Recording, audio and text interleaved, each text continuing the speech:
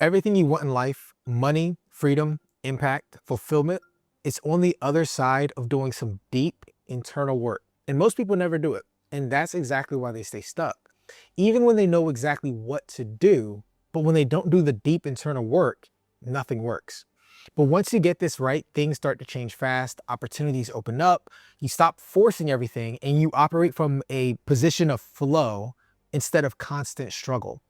And people can feel that. It's like this deep internal knowing that this person is not living in scarcity, but living in abundance. And in this video, what I'm going to do is break down the 3 personal pillars that quietly determine your professional results, whether that's building a business doing $10,000 or $20,000 a month, traveling the world, or just creating a life that actually feels good to live. So, pillar 1, choose an outcome worth enduring for. You have to choose something, an outcome, a target, a goal that actually matters to you. And this is where most people go wrong. They get a job, they just kind of stumble into this, career path, and they feel like their decisions, like their life is just being made for them, that they have no input into what they actually want to achieve. Now, you have to choose something that's actually important to you. And that might not sound impressive. It might not sound like something you think you're supposed to want, but you have to find something that you're willing to endure difficulty for. So what do I mean? Choosing a goal that you're willing to suffer for is more important than just choosing a goal because that's what society tells you that you should do. Get a high-paying corporate job or go to college. No, you have to choose something that deep in your soul, you're willing to suffer for it. You'll put in the work, you'll go through the hard times. Because every meaningful path, it includes difficulty.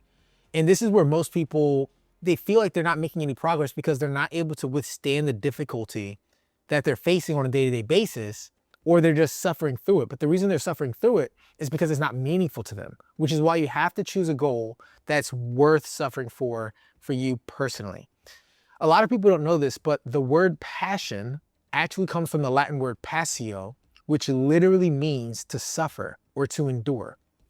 So passion isn't just excitement. Passion is commitment through discomfort. It's deciding that something matters enough that rejection, uncertainty, long hours, setbacks, the failures in business, the pullbacks of the market, the time that you lost money running ads, all of that is worth suffering through.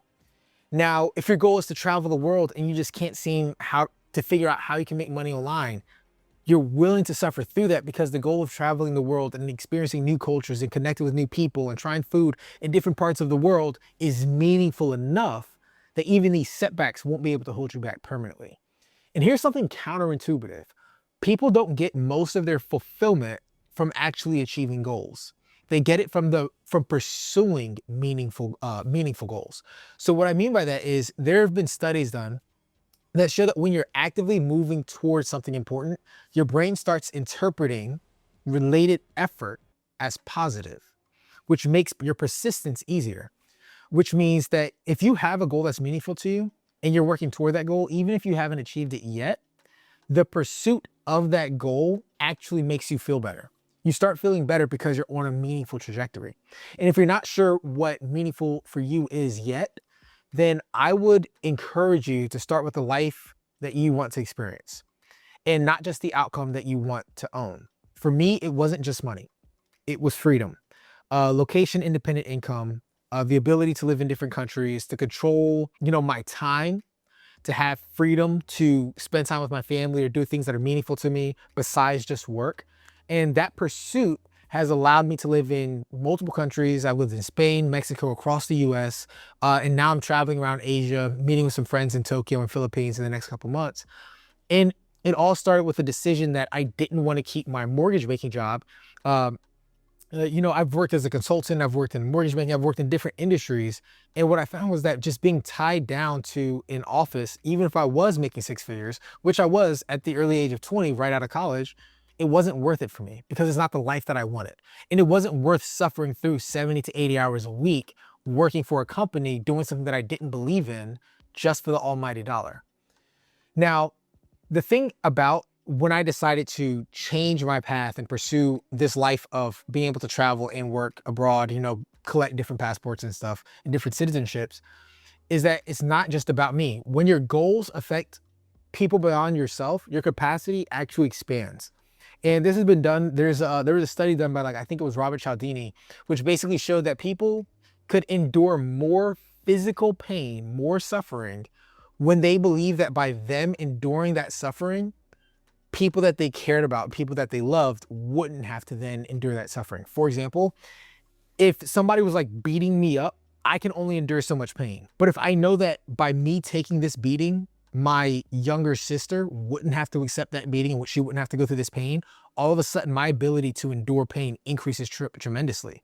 And if you take that same frame of mind when you're setting goals, so that the goal isn't meant to just impact you, but it actually extends to other people, your family, your future family, your community, people you haven't even met yet, or a purpose that is powerful to you, whether that's, helping to combat trafficking, or help to feed people, or underprivileged kids, whatever that is. If your purpose exists outside of yourself, your ability to endure the hard times actually increases. Pillar number 2, commit to the destination, not the path. So a lot of times what people will do is they will choose an outcome and they think that they have to get there the specific way that they planned. But what I encourage people to do is actually choose the outcome and stop acting like there's only one way to get there, because there's not. There's many ways to get to the same outcome. There's different paths. And this is where the word decide is very interesting. It comes from the Latin decidere, which means to cut off. So when you decide, when you make a decision, you are essentially cutting off every opportunity, every other possibility that is not the one that you've already chosen. So you have to decide, cut off the alternatives, especially the option of not achieving the goal. So first you commit, then you explore routes. And let's say your goal is like traveling the world while earning money remotely.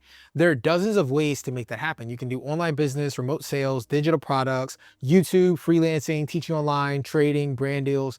There's 1,000 different ways you can make money. You can start a high-ticket online coaching business, consulting business. You can do life insurance, or you can just, aggressively save money. You could just penny pinch and then just relocate and do travel arbitrage, which basically means you move to a cheaper country while you're making money in a higher currency while living somewhere else inexpensive. Same destination, but there's different vehicles. There's different ways to get there. And most people fail because they fall in love with one method instead of committing to the outcome itself. And if that method gets hard or doesn't work immediately, they assume that the goal isn't possible. They failed once doing affiliate marketing. So now that they believe that all online businesses won't work for them, they know that other people can do it, but they don't believe that they can do it. And that's what holds them back. And it doesn't have to be just about business. It can be about anything, relationships. If you've had failed relationships and you say, well, the last 2 relationships I was in didn't work. And then you say relationships, I'm just not good with relationships. Well, now you've cut off every opportunity that you have in the future.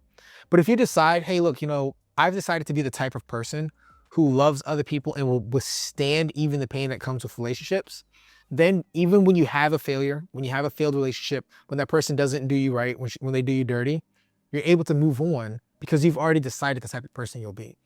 So success usually comes from persistence across multiple approaches.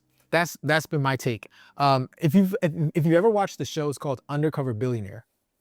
It has like a lot of different billionaires. I forget her name. I think her name was like Elaine or something like that. And then there's like Grant Cardone, and there's a lot of different undercover billionaires. And you would see that they had, I think it was 90 days to make $1 million. They would have all these different plans during that 90 days. They had these different ideas. I'm gonna do real estate. I'm gonna do this. I'm gonna do that. I'm gonna do this. And every 2 seconds, it seemed like their plans would have to change because something would change that would force them to pivot, force them to adjust. But in doing that, they eventually hit the goal because they committed to the outcome. They committed to the destination, not the process, not the way that they got there. They committed to making the $1 million in 90 days. Not the specific one way that they thought would work. Pillar number 3, remove what's actually holding you back. And this third pillar, honestly, is the one that determines everything. You have to identify what's psychologically stopping you.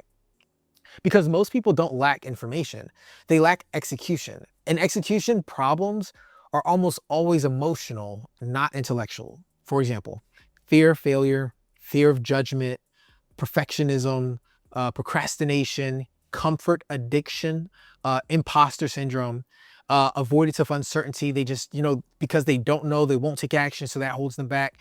These are the things that operate like in the background, in your subconscious, in your programming, in the neural programming of your brain. We're basically just these magnificent computer systems that were created by God. Like, don't get me wrong, we're fully spiritual beings, and I'm not saying we're just a computer. What I'm saying is that we have programming. There are things that are programmed into our brain, programmed into our being, and we operate based on this. The majority of our decisions we don't make consciously, we make subconsciously because it's just automatic. It's autonomous decision making. So these psychological barriers are the things that hold people back. And these are the things that are actually driving your behavior on a day-to-day basis without you even realizing it. So you can read all the books, watch all the tutorials, learn all the strategies, and still not move. Now, the reason why you won't move is because you have this programming that is holding you back. But once those internal barriers start to dissolve, and something is really interesting, because something like kind of happens when those internal barriers start to kind of melt away. Goals that once felt like unrealistic, suddenly they feel achievable. Opportunities that seemed non-existent, like it's just like, it seems like there's no opportunity for you, they start to appear because you start to perceive the world differently, and you start to see opportunities where other people only see problems. You start to recognize them. So there's this thing called Baader-Meinhof phenomenon. And basically it was like this phenomenon back in California where basically California residents had never seen this specific type of tree before, but the moment that they identified the tree and they gave it a name, the Joshua tree or something like that, all of a sudden people started seeing the Joshua tree everywhere in California, which shows that sometimes it's not that the actual item doesn't exist or the opportunity doesn't exist, is that your awareness of the opportunity doesn't exist. And because you're not aware of the opportunity, you don't see the opportunity. So by having this shift in perception, opportunities actually start to appear more to you simply because you perceive them. And by the way, your goals do not have to always revolve around money. In fact, I actually believe that they shouldn't typically revolve around money. Money is a tool. It's a means to create freedom, security, contribution, your ability to impact other people's lives, your friends, your family, your loved ones, your community, purposes, some things that are important to you, your personal mission, right? It's a means to create experiences and impact. And the real goal isn't money. It's what money allows you to build. So if you want to change your life in a meaningful way, focus on these 3 pillars. Choose an outcome worth enduring difficulty for, an outcome worth suffering for. Commit to the destination and stay flexible on the path. And 3, remove the internal barriers so that you can actually execute. Do those things consistently, and success, and it'll stop feeling random. It'll feel intentional, because everything you want isn't on the other side of luck. It's on the other side of alignment and sustained action.